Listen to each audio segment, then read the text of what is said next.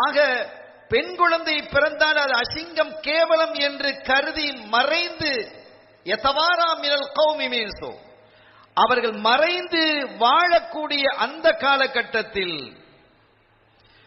பெண் குழந்தை பிறப்பது சிறப்பு, அது பாக்கியமானது, அருளையும் பொருளையும் கொண்டு வர வல்லது என்ற அற்புத போதனைகளை தந்து இதயங்களை தட்டி எழுப்பியது கண்மணி நாயகத்தினுடைய கருணையான வார்த்தைகள்.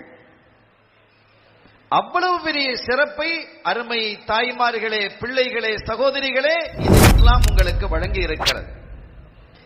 இன்று நீங்கள் தலை நிமிர்ந்து நிற்பதற்கான காரணம் இஸ்லாம் அவ்வளவு பெரிய சிறப்பை வழங்கி இருக்கிறது.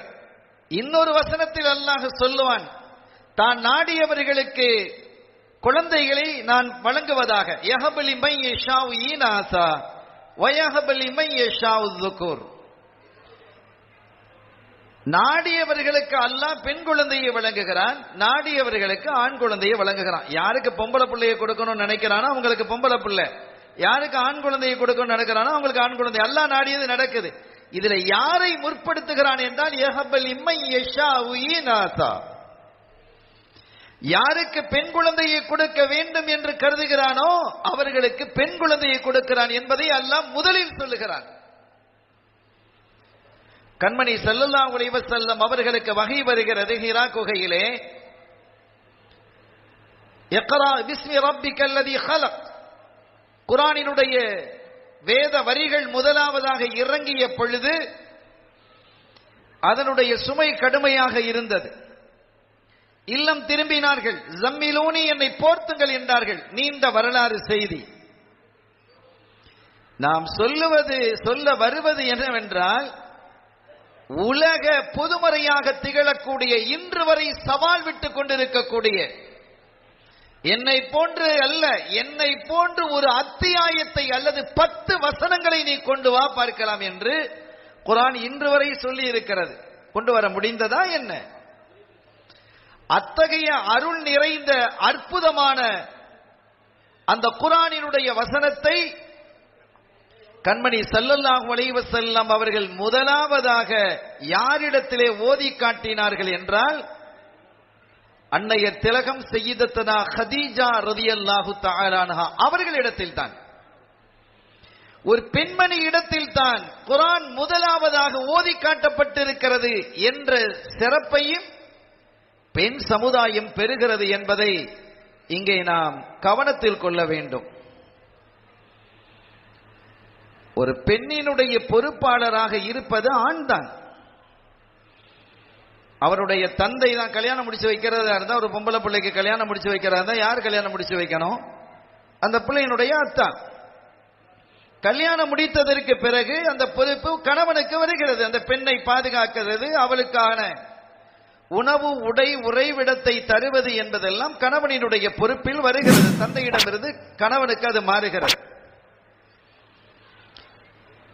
ஒரு பெண் விதவையாக ஆகிவிட்டால் அந்த விதவை பெண்ணுக்கு மறுமணம் செய்து வைப்பதை இஸ்லாம் விரும்புகிறது.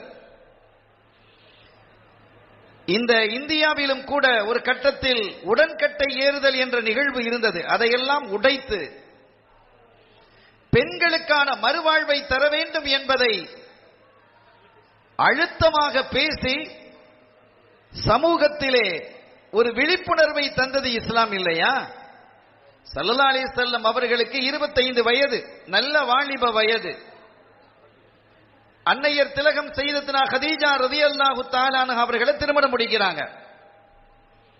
ஏற்கனவே 2 முறை திருமணமாகியவர்கள், அவர்கள் குழந்தைகளை பெற்றெடுத்த ஒரு விதவை. ஆக அவர்களுக்கு பெண் தருவதற்காக வரிசையிலே பல கோத்திரத்தார் நின்ற அந்த காலகட்டத்தில் நீங்க நல்ல கவனிக்கணும்.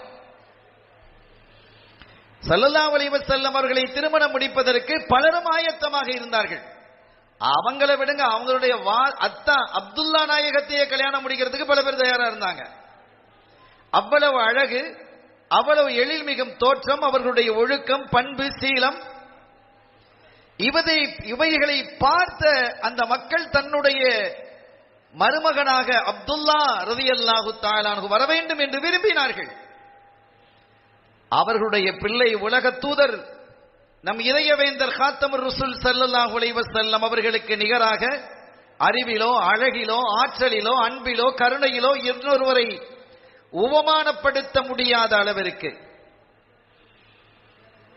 சிறப்பினுடைய சிகரத்திலே திகழும் கண்மணி ஸல்லல்லாஹு அலைஹி வஸல்லம் அவர்களை திருமணம் முடிப்பதற்கு எவ்வளவு போட்டி இருந்திருக்க வேண்டும். அந்த போட்டிக்கு மத்தியிலே அன்னைய திலகம் கதீஜா நாயகியை, ஒரு விதவையை, தனக்கு 15 வயது மூத்த ஒரு பெண்மணியை ஸல்லல்லாஹு அலைஹி வஸல்லம் கல்யாணம் முடிக்கிறாங்க. அதற்கான காரணம் என்ன என்பதை எல்லாம் அறிஞர்கள் விரிவாக பேசியிருக்கிறார்கள். அதற்கான நேரம் இதுவல்ல.